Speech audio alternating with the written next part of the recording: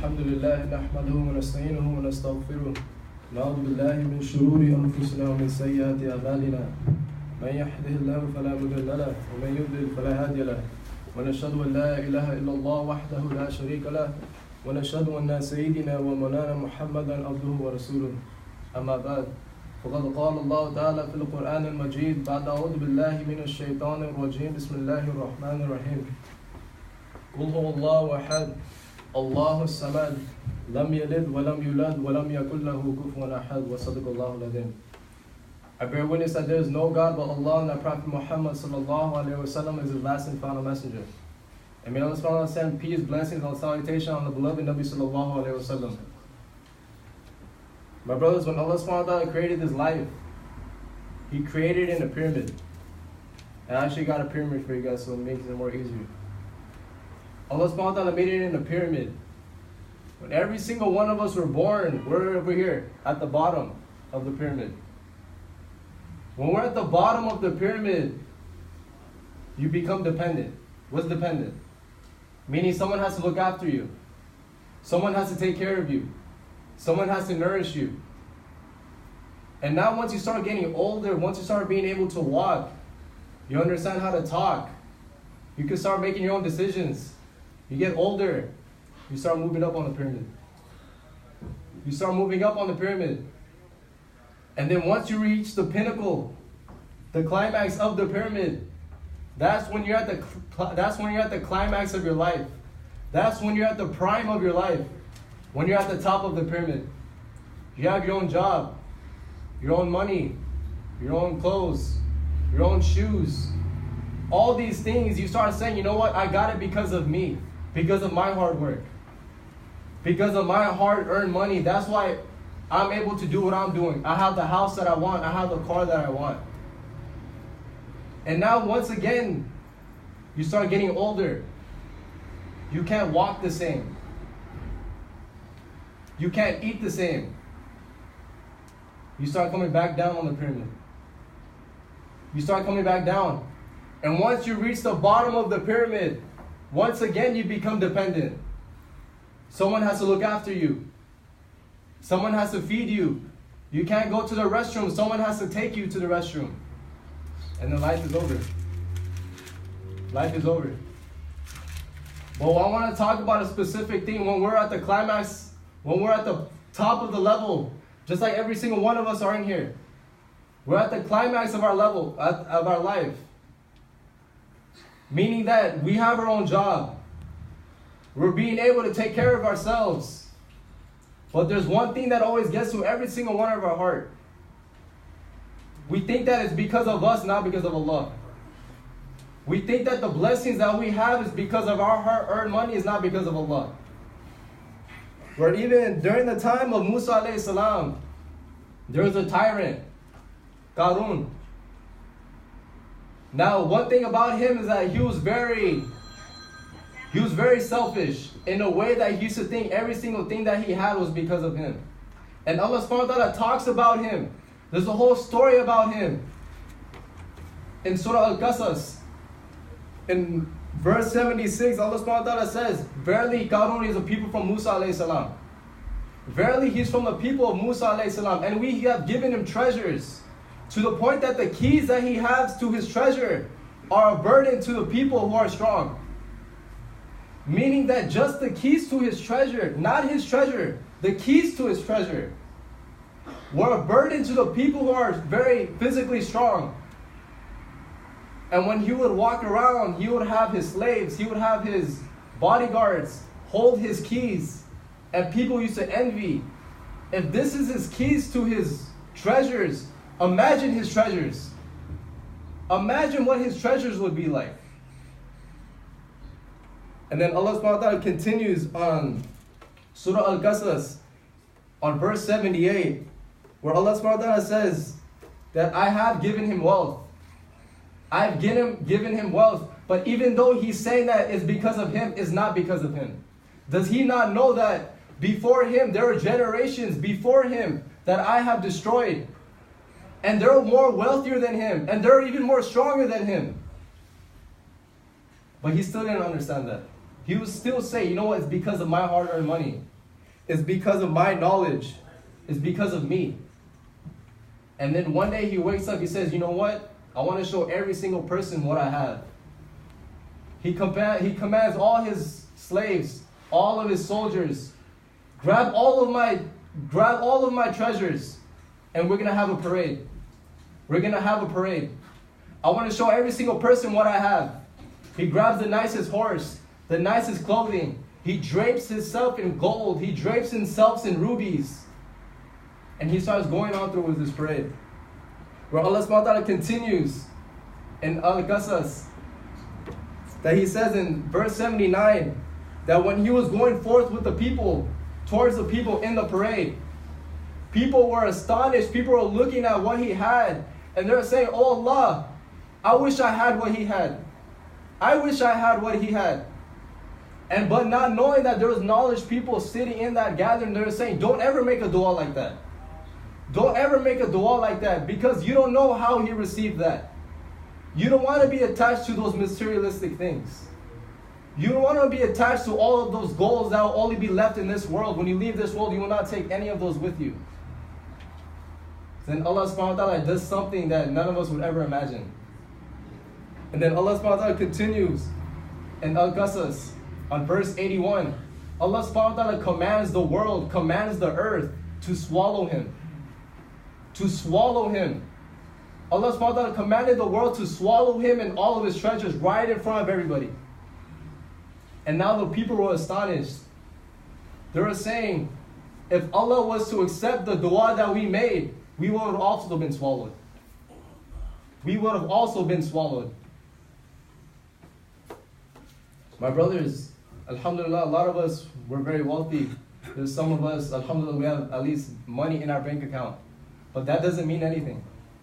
Those people that are wealthy, use it to your advantage in a way that you can also take care of your family, but also take care of the community, and also build a Jannah for yourself and also the people around you.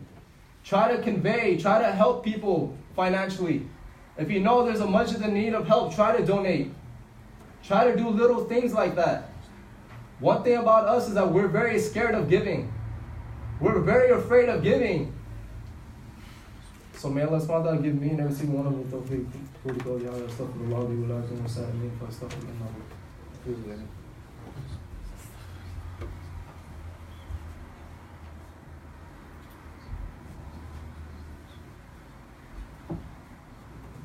Alhamdulillahi Rabbil Alameen wa salatu wa salam ashrafil anbiya'i wal mursaleen. Amma ba'd. When Allah subhanahu wa ta'ala tests, he tests in two ways. Either he gives or he takes. When he gives, he wants to see, I'm going to give you everything that you want. Are you going to still appreciate me, or are you going to go away? Are you going to go astray? Or Allah subhanahu wa ta'ala will take. And same thing, are you going to still appreciate me, or are you going to go astray? So before I even continue, I want to say, may Allah subhanahu wa ta'ala allow every single one of us to be humbled, to be patient. Where Allah subhanahu wa ta'ala, it says in Surah Baqarah, in verse 155, he said, surely I'm going to test people with the fear of losing. I'm going to test people in the fear of losing wealth, life, and stock. And Allah subhanahu wa ta'ala says, and glad tidings be to the ones that are patient. Glad tidings be to the ones that are patient. And there's one prophet that would always have a habit that everything good and bad, he would always still appreciate Allah subhanahu wa ta'ala. He would always say, Ya Allah, thank you for everything. He would never say anything wrong. He would never complain. To the point that if something's going wrong with him, he would feel ashamed to ask. He would be ashamed to complain to Allah. That's Ayyub alayhi salam. Where he was known for his sabr. He was known for his patience. Where Allah subhanahu wa ta'ala tested him in so many ways. In so many ways. Where Allah subhanahu wa ta'ala, he tested him from taking away his wealth. He had so much wealth, he had so much land, he had good health. So Allah subhanahu wa ta'ala wanted to test him. Knowing that he always prays to me when good and bad is happening. Let's see what he does if I take away his wealth. He loses all of his wealth. He loses all of his land. He says, Ya Allah, thank you for all the blessings that you have given me. Thank you for all the blessings that you have given me. Even though that he lost his wealth. Then Allah subhanahu wa ta'ala continues further. He goes deeper in. He starts taking away his children. One after another. And after every single children that passes away, he says, verily to we belong, verily to Allah we belong, and verily to him we shall return. That you belong to Allah, that you don't belong to me. You only belong to me for a very short period. If Allah wants to take you today, let him take you, and he has a right to do that. And then again he says, Ya Allah, thank you for all the blessings that you have given me. Ya Allah, thank you for everything. Then again he continues. Allah tests him even more. To the point that Allah takes away his health. He takes away his health. Now he's getting sicker. And when he was at his peak of his lifetime, a lot of people used to love sitting in his gathering. They used to love sitting in his companion. They used to love getting up and down with him. They wanted to be with him. They wanted to be seen with him. Now, once he started getting sick, a lot of people feel disgusted. They say, we don't want to be next to Ayyub alayhi salam. We don't want to be near him. His condition got so bad that people literally told Ayyub alayhi salam that Allah doesn't love you. If Allah loved you, you would not be in this situation. You would not be in this condition if Allah loved you. If Allah loved you, why would he put you in a condition like this? Ayyub alayhi salam said, Ya Allah, thank you for everything that you've given me. Ya Allah, thank you for this health. Even though I'm struggling, Ya Allah, thank you for everything. And it continues on. It continues on to the point that it's affecting everyone around him.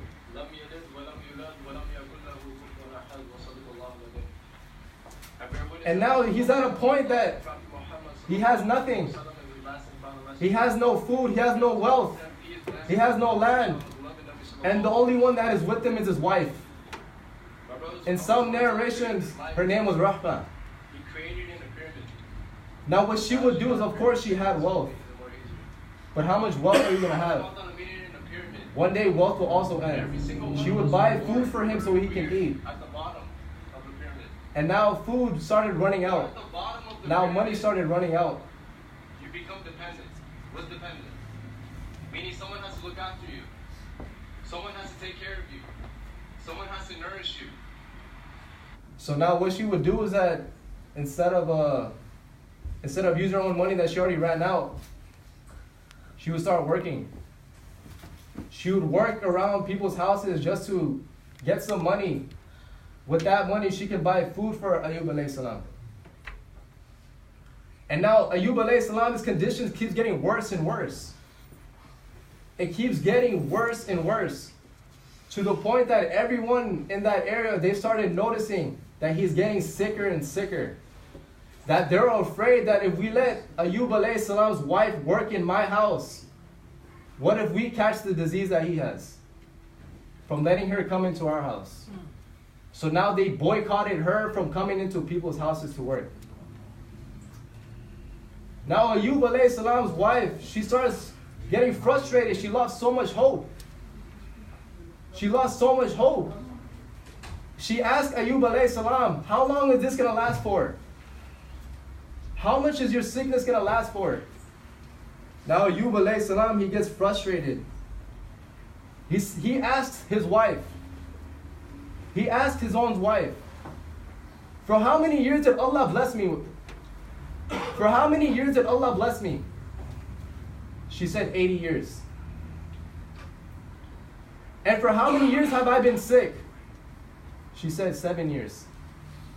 He said, how am I going to lose hope in my Allah when Allah blessed me with 80 years? And I've been sick, I've been tested for 7 years. How can you compare 80 years of blessings and 7 years of tests? How can I give up on that?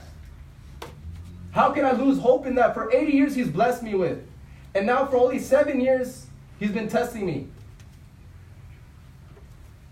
So now, a few days later, it continues. She can't work, she has no money, but she still has to feed Ayub alayhi salam. And again, his condition is getting worse and worse. So what she does is that she starts cutting her own hair. She starts selling her own hair. And with that money, she tries to get it and buy food for Ayub alayhi salam. And now, when she came with the food, Ayub alayhi salam asked her, where did you get the money from to buy this? No one's letting you work here. Everybody knows what's going on. Everybody knows the situation. How did you get the food? She said, don't worry. But Ayub alayhi salam knows. He knows how she's getting the money. So that's how she would continue. She would cut her own hair, sell the hair, get money, and buy food. Now she doesn't have enough hair. She used up all of her hair. Now Ayub alayhi salam, he felt so ashamed that he made dua to Allah. He said, oh Allah, indeed, adversity got into my heart. And you're the most kind, you're the most merciful. Ayub alayhi salam, the one that has the most patience, even he, little by little, started giving up. He started giving up little by little. Then Allah subhanahu wa ta'ala says in Surah As-Sad, in verse 42, he commands Ayub alayhi salam to strike the floor with your foot. Strike the floor with your foot, and a spring of water will gush out. When the spring of water gushes out, take a cold bath and drink from that water. So Ayub alayhi salam does that. He takes a bath, he drinks that water. Now little by little, he starts getting cured. His health gets 110%. He feels better than he's ever felt before. And now while he's feeling so much better that he got his health back. And now Ayub alayhi salam's wife, she's running around looking for Ayub. Where is he? I haven't seen him. Where is he? She looks at Ayub alayhi salam and asking, have you seen Ayub alayhi salam? I'm looking for him. I don't know where he went. He starts smiling. He said, it's me. He's smiling and he's saying, it's me. Allah subhanahu wa ta'ala give me back my health. The wife says, are you mocking me?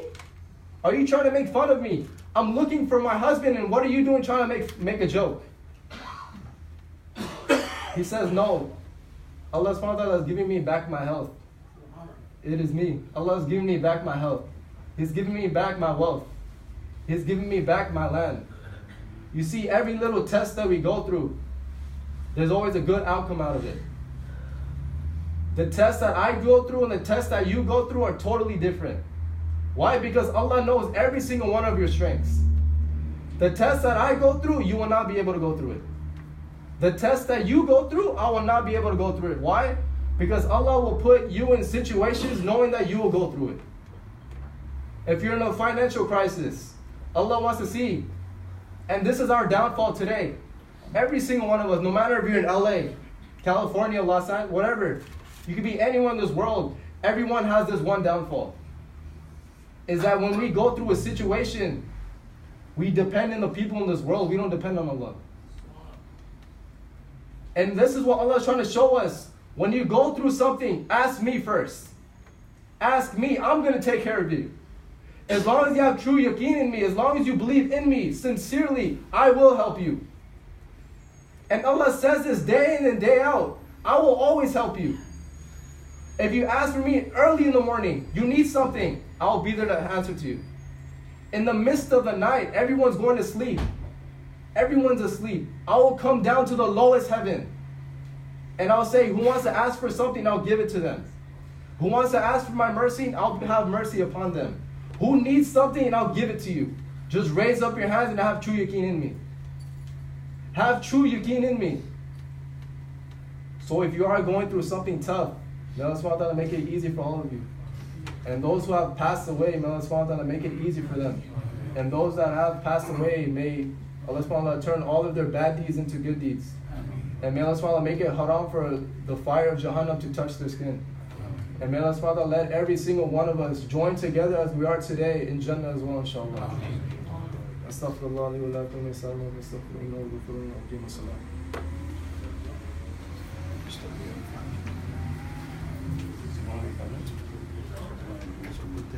over there. On this one? Just make it something else. And also, Last week we had a fundraising. no, you want me to have him sit? No. Yeah, but it's not. And all, wait, someone put on his block or the first one? On his block.